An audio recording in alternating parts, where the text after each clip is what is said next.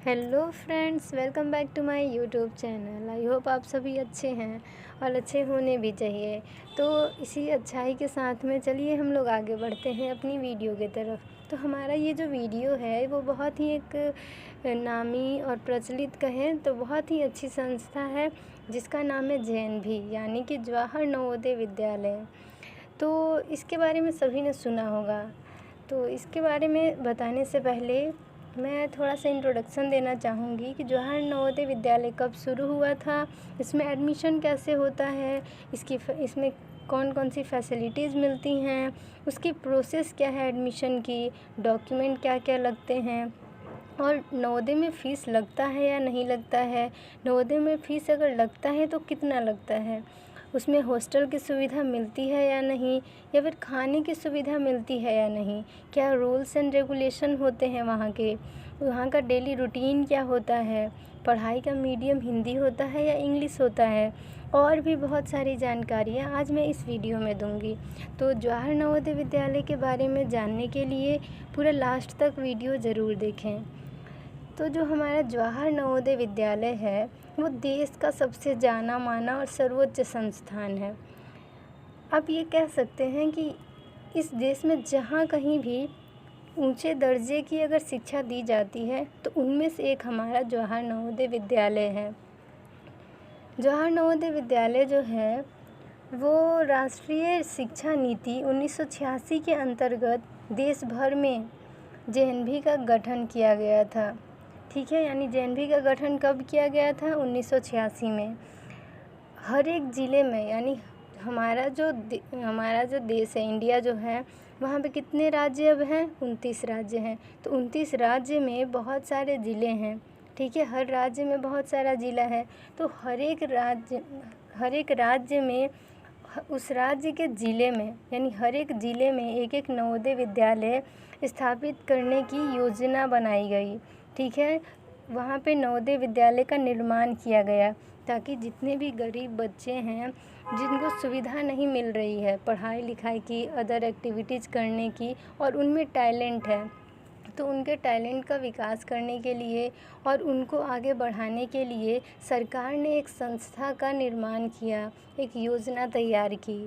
ठीक है, तो वो है जवाहर नवोदय विद्यालय रोहतास। तो जो अभी तक लगभग अगर देखें तो जो भारत जो हमारा देश है वहाँ पे लगभग 650 से 700 जवाहर नवोदय विद्यालय का निर्माण किया गया है और वो अच्छे से संचालित किया जा रहा है। तो नवोदय में एडमिशन कब होती है, कैसे होती है, उसका ऑनलाइन फॉर्म आता है या ऑफ़लाइन फॉर्म आता है, उसमें डॉक्यूमेंट्स क्या क्या लगते हैं, कितने दिन में एडमिशन हो जाएगा, एंट्री हो जाएगी, यानी जो उसका प्रोसेस है वो क्या रहेगा, यानी क्या प्रोसेसिंग है पूरे एडमिशन की नवोदय विद्यालय में। तो नवोदय विद्यालय का जो एडमिशन होता है उसका जो फॉर्म पहले तो ऑफ़लाइन हुआ करता था लेकिन अब तो डिजिटल इंडिया हो गया है। तो अब सारे जो भी फॉर्म वगैरह हैं वो ऑनलाइन फिल किए जा रहे हैं। तो ऑनलाइन फॉर्म कब आएगा? तो सितंबर से नवंबर महीने के बीच में आ जाता है और इतनी टाइमिंग रहती है फॉर्म भरने की। फिर आपको चेक करने के लिए, करेक्शन करने के लिए फॉर्म में टाइम दिया जाएगा, यानी लास्ट डेट के 15 दिन बाद ये चेक करने के लिए, करेक्शन के लिए डेट आता है। यानी देखिए तो 2021 में 21 सितंबर से 30 नवंबर तक डेट था, यानी 21 सितंबर से फॉर्म भरना स्टार्ट हुआ और 30 नवंबर जो था लास्ट डेट था। और 15 नवंबर 2021 को क्या था, उसको चेक करने के लिए था, 15 से 17 नवंबर। तो आप उसमें चेक कर सकते हैं, करेक्शन कर सकते हैं। और जो एग्ज़ाम है वो कितने दिन बाद होगा? तो इसका जो एडमिट कार्ड है वो 3 से 4 महीने बाद आता है, यानी अप्रैल में एग्ज़ाम होगा और मार्च में एडमिट कार्ड आएगा। ठीक है, और रिज़ल्ट जो है वो 1 से 1.5 महीने बाद आ जाते हैं। तो ये है नवोदय विद्यालय का जो टाइमिंग है कि कितने टाइम में मतलब कि फॉर्म आएगा और फिर उसका एडमिट कार्ड। तो ये जो प्रोसेस है, मैं एक चीज़ बताना चाहूँगी कि ये जितने भी प्रोसेस हैं, यानी एडमिशन के लिए जो फॉर्म भी भरा जा रहा है, जो एडमिट कार्ड मिलेगा, जो रिज़ल्ट का है प्रोसेस, वो सारे जो हैं वो सभी फ्री होंगे, यानी कोई पैसा नहीं लगेगा। फॉर्म भरने के लिए ना पैसा लगेगा, ना ही कोई फ़ी लगेगा। ठीक है, एडमिट कार्ड को इशू करवाने के लिए कोई फ़ी नहीं लगेगा। तो ये थे प्रोसेस, यानी अगर सबसे पहले फॉर्म भरना होगा, फिर एडमिट कार्ड आएगा, एडमिट कार्ड आएगा तो आपका एग्ज़ाम होगा, एग्ज़ाम होगा तो कुछ दिन बाद रिज़ल्ट आएंगे, रिज़ल्ट के बाद आपको वहाँ पे बुलाया जाएगा काउंसलिंग के लिए, यानी कि वहाँ डॉक्यूमेंट वेरीफाई किया जाएगा, फिर आपका मेडिकल होगा, फिर कुछ दिन बाद वहाँ पे एडमिशन होगा, यानी एंट्री हो जाएगी आपकी, फिर आपको हॉस्टल प्रोवाइड किया जाएगा और आप वहाँ पे हॉस्टल में रहेंगे और वहाँ के डेली रूटीन को फॉलो करेंगे, पढ़ाई लिखाई करेंगे, क्लासेज करेंगे, रिमीडियल करेंगे और भी सारी एक्टिविटीज़ करेंगे। ठीक है, तो अब हम लोग देखेंगे जो हमारा नेक्स्ट स्टेप वो है कि आपको नवोदय में दिया क्या जाएगा। ठीक है, तो नवोदय में आपकी तो फ़ीस वगैरह लगती नहीं है। ठीक है, यहाँ पे जो गर्ल्स होती हैं, ठीक है, नवोदय में मेनली गर्ल्स का और SC ST जो है कैटेगरी, उन लोगों का कोई फ़ीस नहीं लगता है, और जो बिलो पॉवर्टी लाइन यानी जो गरीबी रेखा से नीचे हैं उन्हें भी फ़ीस देने की ज़रूरत नहीं है, यानी उनका फ़ीस नहीं लगता है। और यहाँ पे सीट भी आरक्षित कर दिए जाते हैं, एग्ज़ाम होता है, उसके कट ऑफ होते हैं। ठीक है, तो जनरल, OBC, SC ST ये सब कैटेगरी हैं, और डिजेबल्ड यानी कि जो दिव्यांग होते हैं उनको, इन सबको आरक्षण दिया जाता है। ठीक है, तो इनके लिए सीटें आरक्षित होती हैं। तो अब हम लोग देखेंगे कि यहाँ पे कौन कौन सी सुविधा दी जाती हैं। तो नवोदय विद्यालय में हॉस्टल की सुविधा दी जाती है, गर्ल्स हॉस्टल अलग होगा, बॉयज़ हॉस्टल अलग होंगे। और हॉस्टल्स में भी क्या होते हैं कि वहाँ पे हाउस मास्टर और हाउस मिस्ट्रेस हुआ करते हैं। गर्ल्स हॉस्टल है तो वहाँ पे हाउस मिस्ट्रेस होंगी, उनके देख रेख करने के लिए, उनको समझाने के लिए। वहाँ पे मीटिंग्स वगैरह होते रहती हैं, हाउसेज में हाउस कैप्टन बनाए जाते हैं, मतलब उनकी देख रेख करने के लिए हाउस मास्टर और हाउस मिस्ट्रेस हुआ करती हैं। ठीक है, खाने की सुविधा तो वहाँ पे मेस होता है। ठीक है, मेस यानी भोजनालय होता है, वहाँ पे आपको टाइम टू टाइम खाना दिया जाएगा, यानी तीनों टाइम सुबह दोपहर शाम एकदम प्रॉपर आपको डाइट दिया जाएगा, अच्छा खाना दिया जाएगा। और ये नहीं कि एक ही खाना बार बार दिया जा रहा है, तीनों टाइम आपको अलग अलग खाने दिए जाएंगे, अलग अलग खाने में अलग अलग वैरायटी रहेगी और हेल्दी खाना दिया जाएगा। ठीक है, सुबह में आपको PT वगैरह होंगी, PT होंगे, योगा होंगे, और उसके बाद आपको अच्छे से चना वगैरह दिया जाएगा। ठीक है, और फिर क्या होता है कि शाम को असेंबली होती है, और असेंबली में भी बुलाया जाएगा, वहाँ प्रेयर होगा, और फिर आपकी जो है अटेंडेंस वगैरह होंगी, और फिर वहाँ पर भी आपको नाश्ता दिया जाएगा, फिर रात को भी खाना दिया जाएगा। और ऐसे ही आपका जो मतलब खाने की कोई दिक्कत नहीं है। ठीक है, एकदम घर जैसा वहाँ पे इन्वायरमेंट मिलेगा आपको, अच्छे से रखा जाएगा। और खाने के लिए भी कोई एक्स्ट्रा फ़ी नहीं देना पड़ता है, सब कुछ फ्री है, सरकार सब कुछ प्रोवाइड करेगी, खाना, रहने की सुविधा जो हॉस्टल में है। ठीक है, वहाँ के रूल्स रेगुलेशन जो होते हैं वो स्ट्रिक्ट होते हैं, क्योंकि सुबह में उठना है, PT वगैरह करना है, फिर आपको क्लासेज के लिए जाना है, असेंबली होगी, फिर क्लास होगा, फिर आपको लंच का टाइम दिया जाएगा, फिर वहाँ पे मतलब कि टाइम टेबल होता है। ठीक है, सुबह में आप गए, मान के चलिए आपके सुबह में 5 या 5:15 से PT है, फिर आपका वहाँ आधे घंटे PT हुआ, योगा हुआ, एक्सरसाइज वगैरह हो गए, फिर आपको स्कूल के लिए जाना होगा 7:30 बजे से।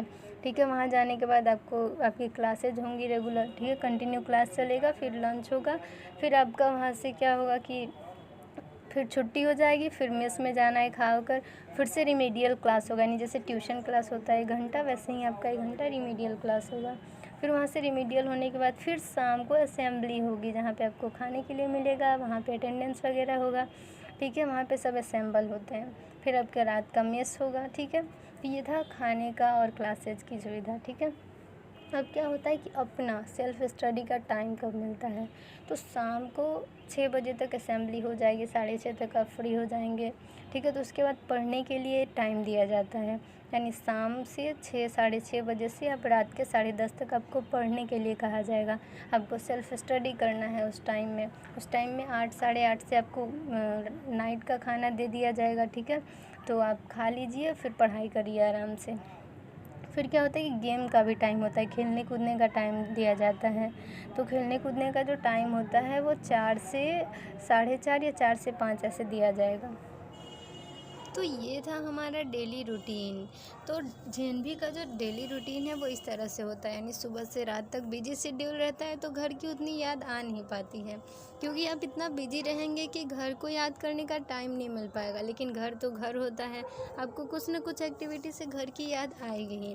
तो चलिए इन सब बातों के साथ साथ अब हम लोग मेनली जो है एडमिशन पे फोकस करते हैं। तो जो जेएनवी है यानी जो नवोदय है, उसमें 3 बार एडमिशन होते हैं, एक 6वीं क्लास में, एक 9वीं में, एक 11वीं में, यानी 6 में, 9th में और 11th में। तो इसमें एडमिशन का जो प्रोसेस होता है वो अलग अलग होता है। 6th क्लास और 9th क्लास में जो है उसमें एग्ज़ाम होता है, जेएनवीएसटी करके एग्ज़ाम आएगा। और 6th क्लास में जो होता है पूरा जो एक बैच है उसमें 80 स्टूडेंट्स ही एंट्री ले सकते हैं, ठीक है, यानी 80 विद्यार्थियों का ही सिलेक्शन होगा एक सेशन के लिए। अगर 80 विद्यार्थी पूरे नहीं हो रहे हैं तो फिर क्या होगा, 9th में लेटरल एंट्री के लिए फॉर्म मतलब तैयार किया जाएगा कि ऑनलाइन फॉर्म भर सकते हैं बच्चे, और फिर 9th में अप्लाई करेंगे। और जो बचा सीट है यानी 80 पूरा सीट है, ठीक है, और 6th क्लास में 70 सीट भर चुके हैं, तो ये जो 10 सीट बाकी हैं उसके लिए 9th में फॉर्म निकलेगा। वो फॉर्म भर के बच्चे जो हैं वो एडमिशन ले सकते हैं, और फिर एग्ज़ाम होगा और 9th में जो क्वालिफ़ाई कर लेगा उसका वहाँ पे एंट्री हो जाएगा, एडमिशन हो जाएगा, ठीक है। ऐसे ही 11th क्लास में अगर मान के चलिए आपका 80 में 75 सीट भर गया है, 5 सीट बाकी है, तो 11th क्लास में फिर से फॉर्म निकलेगा। तो फॉर्म निकलेगा तो ये जो होगा इसमें एग्ज़ाम नहीं होता, ये 10th के रिज़ल्ट के बेसिस पे होता है। 10th के रिज़ल्ट के बेसिस पे आपको वहाँ पे एडमिशन ले लिया जाएगा, और 80 सीट जो है वो इस तरह से पूरे हो जाते हैं। अगर एक ही बार में 6 क्लास में ही आपका एडमिशन हो रहा है और 80 के 80 सीट भर गए तो दोबारा ये सब फॉर्म नहीं निकलेगा। तो जो एडमिशन होता है उसमें कौन कौन से डॉक्यूमेंट लगते हैं, यानी जब आप फॉर्म अप्लाई करते हैं तो कौन कौन से डॉक्यूमेंट आपको लगते हैं। सबसे पहला जो है वो तो है कि आपको सरकारी स्कूल में पढ़ना होगा। 3 से 5 क्लास तक आपको सरकारी स्कूल में वहाँ नाम होना चाहिए, आपको पढ़ा होना चाहिए वहाँ का, ठीक है। आप पढ़े हुए होने चाहिए 3 से 5 तक कहाँ पे, सरकारी स्कूल में या फिर सरकारी मान्यता प्राप्त स्कूल में, ठीक है। तो एक हो गया ये आपका, ठीक है। और 3 से 5 क्लास तक का आपका जो है सर्टिफिकेट होना चाहिए, और उस पर आपका साइन और आपके हेडमास्टर का साइन होना चाहिए, ठीक। फिर आपके पास जाति, आय और मूल निवास जाति प्रमाण पत्र होना चाहिए, ठीक है। जाति प्रमाण पत्र, आय प्रमाण पत्र और क्या होना चाहिए, मूल निवास प्रमाण पत्र, ठीक है। मेडिकल सर्टिफिकेट होना चाहिए, और आपका जो उम्र है वो 8 से 12 साल ही होना चाहिए, ठीक है। ये था एलिजिबिलिटी, यानी योग्यता क्या क्या होनी चाहिए। तो 8 से 12 साल आपका उम्र होना चाहिए, ठीक है, और आप सरकारी स्कूल में पढ़े हुए होने चाहिए। 3 से 5 तक का सर्टिफिकेट चाहिए आपका सरकारी स्कूल का, और आपका साइन किया हुआ होना चाहिए एक पेज पे। अगर आप फॉर्म भरवाने जाते हैं तो ये सब डॉक्यूमेंट ले जाएं, अपना पासपोर्ट साइज़ फ़ोटो और साइन करके, और 3 से 5 क्लास तक का सर्टिफिकेट ले जाएं, ट्रांसफ़र सर्टिफिकेट ले जाएं, ठीक है। तो अब हम और एक चीज़ ध्यान दें कि 2 बार आप एग्ज़ाम नहीं दे सकते हैं। 6 क्लास में जो जेएनवीएसटी का एंट्री का एग्ज़ाम होता है एडमिशन के लिए, वो बस आप 1 बार एग्ज़ाम दे सकते हैं, 2 बार नहीं दे सकते, ठीक है। 1 बार नहीं निकला तो आप सोच रहे हैं कि दोबारा कर लें, एग्ज़ाम ले लें, तो वो नहीं हो सकता, ठीक है। 1 ही बार एग्ज़ाम दे सकते हैं आप बस, ठीक है। अभी तक हम लोगों ने जाना कि क्या क्या डॉक्यूमेंट लगेंगे, ठीक है। अब हम लोग जानेंगे कि एडमिशन का ये जो फॉर्म है ये कब निकलता है, कब क्या होता है, ठीक है। तो ये जो ऑनलाइन फॉर्म है वो निकलता है सितंबर से नवंबर के बीच में, ठीक है। इस बीच आप फॉर्म भर सकते हैं। फिर आपका करेक्शन डेट जो आता है वो दिसंबर में आता है, किसी भी डेट में आ जाएगा, और आपको उस टाइम में अपना चेक कर लेना होगा फॉर्म वगैरह जो भी भरे हैं, जो सर्टिफिकेट लगाए हैं, जो साइन किए हैं, जो फ़ोटो लगाए, जो भी डिटेल भरे हैं, जो भी डॉक्यूमेंट लगाए हैं वो सब, ठीक है। कोई मिस्टेक है, करेक्शन है तो वो करेक्ट करवा लीजिए आप। फिर क्या होता है कि मार्च में जो होता है वो एडमिट कार्ड आपका आएगा, और अप्रैल में आपका एग्ज़ाम हो जाएगा। उसके बाद क्या होता है कि मई या जून में आपका रिज़ल्ट आ जाएगा। फिर कुछ दिन बाद, आधे 1 महीने बाद क्या होता है कि वहाँ पे एंट्री हो जाएगी, फिर आप कंटिन्यू अपना जो शेड्यूल है वो फॉलो करेंगे नवोदय में जाने बाद। फिर यहाँ पे है कि आपको वहाँ पे आप जानेंगे कि रिजर्वेशन किस तरह का दिया जाता है, ठीक है। तो गर्ल्स को जो है 1/3 सीटें उनके लिए रिजर्व होती हैं। जो 75% सीट हैं वो रूरल एरियाज़ के स्टूडेंट्स के लिए होती हैं, ठीक है। और जो 15% सीट है वो एससी के लिए होते हैं, ठीक है। और एसटी के लिए 7.5% सीटें होती हैं। और 3% सीट जो है वो डिजेबल्ड के लिए होती हैं, यानी दिव्यांग बच्चों के लिए, ठीक है। 75% सीट जो है वो रूरल एरियाज़ के बच्चों के लिए, 15% सीट एससी के लिए, एसटी के लिए 7.5% सीट, ठीक है। 3% सीट जो है वो दिव्यांग बच्चों के लिए और 1/3 सीट जो है वो लड़कियों के लिए। तो अब हम लोग जानते हैं कि डॉक्यूमेंट देख लिए, प्रोसेसिंग देख लिए, एडमिशन का सब कुछ जान लिए, डेली रूटीन क्या होता है वो जान लिए। अब हम लोग आगे जानते हैं कि नवोदय में कौन से बोर्ड से पढ़ाई होती है, ठीक है। तो वहाँ पे सीबीएसई बोर्ड होता है, ठीक है। और आपकी यहाँ पे फ़ीस वगैरह नहीं लगती हैं। गर्ल्स का तो एकदम फ़ी लगता ही नहीं है, और जो गरीबी रेखा से नीचे हैं उनका भी फ़ीस नहीं लगता है, लेकिन कुछ बच्चों का लगता है, ठीक है। अब किन बच्चों का लगता है उन बच्चों पे हम लोग ध्यान देते हैं। तो देखिए, जो जनरल ओबीसी के लड़के हैं, जनरल और ओबीसी कैटेगरी में जो बच्चे हैं, जो लड़के हैं, उन लोगों का फ़ी लगता है। जिनके गार्जियन यानी जिनके माता पिता में से कोई भी अगर सरकारी नौकरी में है, ठीक है, सरकारी नौकरी करते हैं, तो उनको पर मंथ यानी हर महीने 1500 रुपये जमा करना होगा 9th के बाद, ठीक है। उन लड़कों को जो कि जनरल ओबीसी हैं, जनरल या ओबीसी हैं और उनके माता पिता सरकारी नौकरी में हैं, ठीक है, तो उनको 1500 रुपये हर महीने देने होंगे। और जिनके माता पिता सरकारी नौकरी में नहीं हैं उनको 600 रुपये हर महीने देने होंगे। शायद अब ये बढ़ चुके हैं, 750 या कुछ ऐसे हैं, ठीक है। तो इतने पैसे देने होते हैं, और लेकिन ये ज़्यादा नहीं है, ठीक है। अगर देखें कि वहाँ की फैसिलिटीज़ और वहाँ पे जो डेली यूज़ के सामान वगैरह दिए जाते हैं, यानी कुछ भी आपको घर से लाने की ज़रूरत नहीं होगी, ठीक है। वहाँ सीबीएसई बोर्ड में पढ़ाया जा रहा है, और भी बहुत फैसिलिटीज़ और भी बहुत ज़्यादा डेवलपमेंट के वर्क किए जाते हैं, ठीक है। तो उसके लिए इतना फ़ीस कुछ नहीं है, ठीक है। तो अब हम लोग ध्यान देते हैं कि और सारी एक्टिविटीज़ में क्या क्या हैं। तो यहाँ पे हम लोगों ने जाना कि सीबीएसई बोर्ड में यहाँ पढ़ाया जाता है, बहुत सारी फैसिलिटीज़ दी जाती हैं। यहाँ पे एक जो मेन बहुत ही अच्छा थीम है वो है माइग्रेशन का, यानी कि 9th क्लास तक आपको एक अदर लैंग्वेज पढ़ाया जाएगा। हिंदी, इंग्लिश और जो आपका सब्जेक्ट है साइंस, मैथ, एसएसटी, ये सब पढ़ाया जाएगा, लेकिन एक अदर लैंग्वेज जैसे कि बांग्ला हो गया या फिर मराठी हो गया, ये सब अदर स्टेट का यानी दूसरे राज्य का भाषा पढ़ाया जाएगा 8-9 तक, ठीक है। 9th क्लास तक पढ़ाया जाता है। और 9वीं कक्षा में क्या होता है, 9th क्लास में आपका माइग्रेशन होगा। यानी मान के चलिए कि आप यूपी में हैं और यूपी से बिहार, ठीक है, माइग्रेशन हो रहा है, यानी यूपी के बच्चे बिहार में यूपी के बच्चे बंगाल जाएंगे और बंगाल के बच्चे यूपी आएंगे, ठीक है। और इनको वही भाषा पढ़ाया जा रहा है, ठीक है। तो इस तरह से माइग्रेशन होगा तो वो एक दूसरे की संस्कृति को जानेंगे, सभ्यता को जानेंगे, भाषा को जानेंगे। तो इस तरह से संस्कृति और भाषा का आदान प्रदान होगा, मेल जोल होगा। तो इस तरह से विद्यार्थियों का क्या होगा, बहुमुखी विकास होगा। तो एक अदर लैंग्वेज पढ़ाया जाता है, जैसे कि यूपी के बच्चे हिंदी जानते हैं तो वो बंगाल के बच्चे यूपी में आएंगे और यूपी के बच्चे बंगाल में जाएंगे, तो वो एक जो हिंदी जानता है वो बांग्ला सीखेगा और जो बांग्ला जानता है वो क्या सीखेगा, हिंदी। तो एक दूसरे की संस्कृति भी जानेंगे अगर आएंगे जाएंगे तो, ठीक है। तो ये था माइग्रेशन का थीम।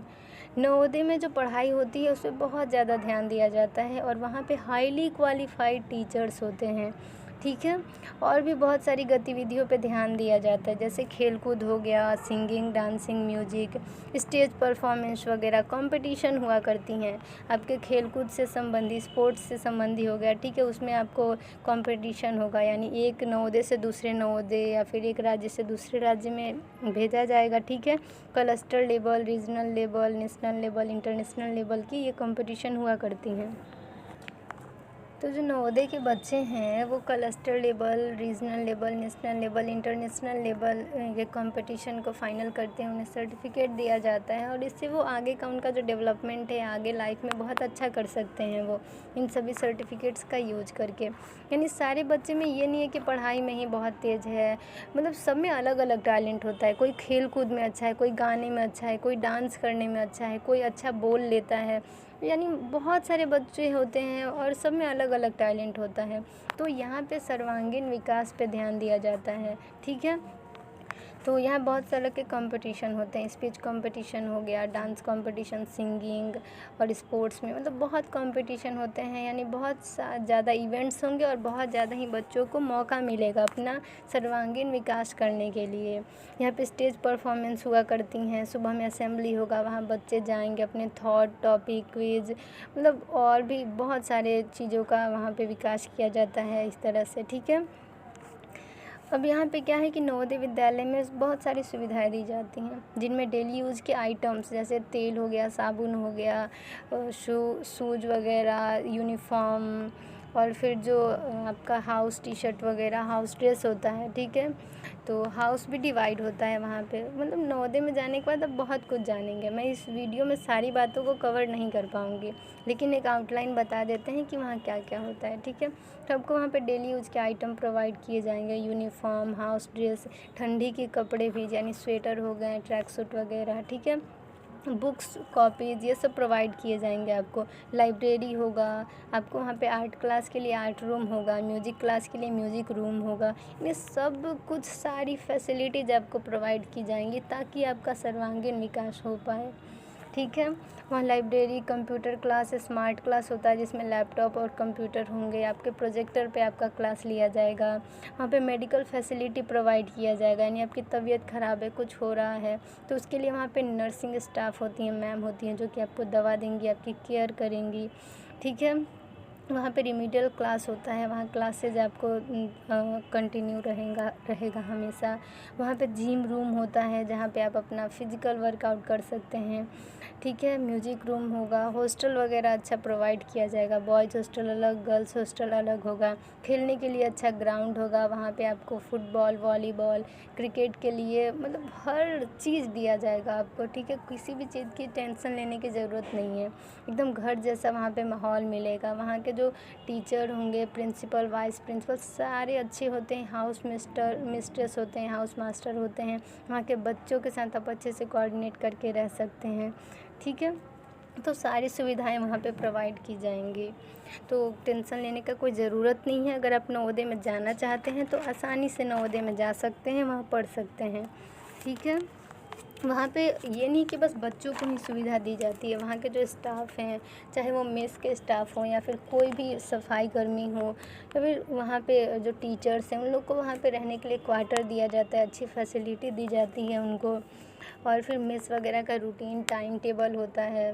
मेस में अलग अलग तरह के खाने दिए जाते हैं जो कि बच्चों के लिए हेल्दी होते हैं, ठीक है। वहाँ पे फिजिकल वर्कआउट कराया जाता है, एक्सरसाइज करवाया जाता है, ग्राउंड में आप खेल सकते हैं। वहाँ पे आपको कोई भी मेंटली प्रॉब्लम हो, फिज़िकली प्रॉब्लम हो, आप डायरेक्टली जाके वहाँ के टीचर से, वहाँ के नर्सिंग स्टाफ से, किसी भी पर्सन से आप डायरेक्टली बोल सकते हैं।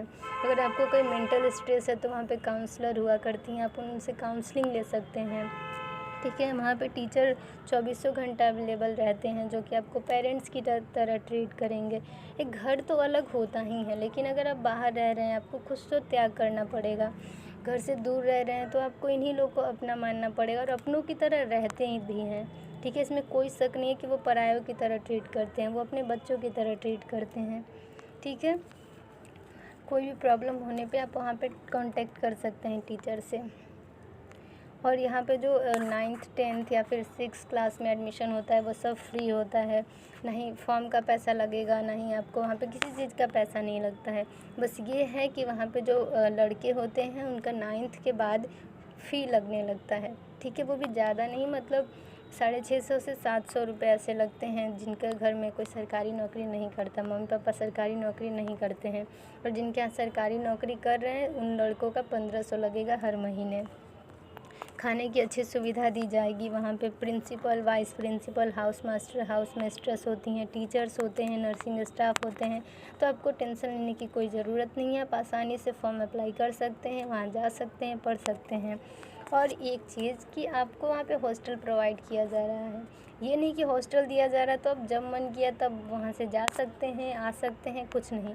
आपको वहाँ पे कैंपस में रहना है। अगर कैंपस से बाहर आप जाते हैं तो आपको वहाँ पे प्रिंसिपल, वाइस प्रिंसिपल, अपने हाउस मास्टर, अपने हाउस मिस्ट्रेस से परमिशन ले के जाना होगा, ठीक है। बिना परमिशन लिए आप नहीं जा सकते हैं कहीं भी।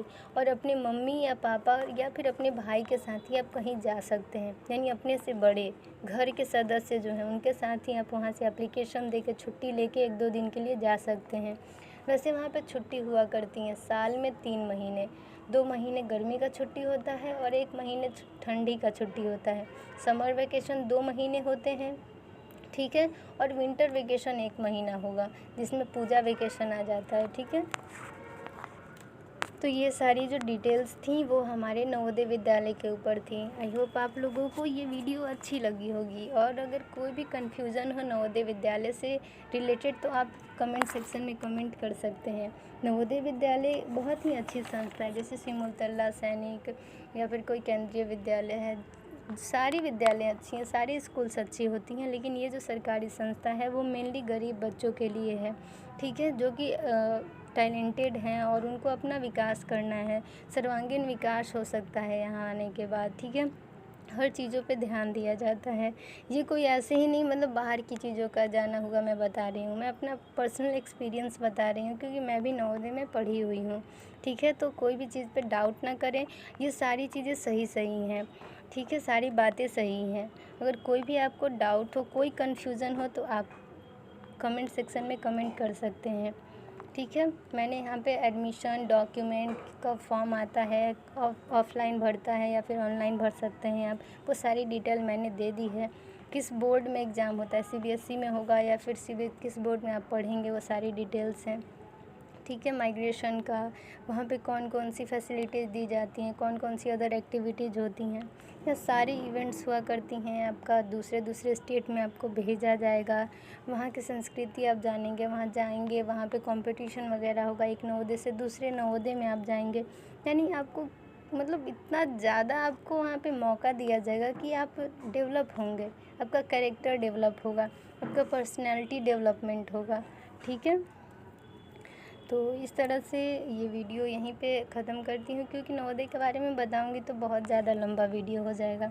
तो आज के लिए इतना ही। Thank you for watching my video. अगर वीडियो अच्छी लगी हो तो लाइक, शेयर और कमेंट करें, ठीक है। Thank you.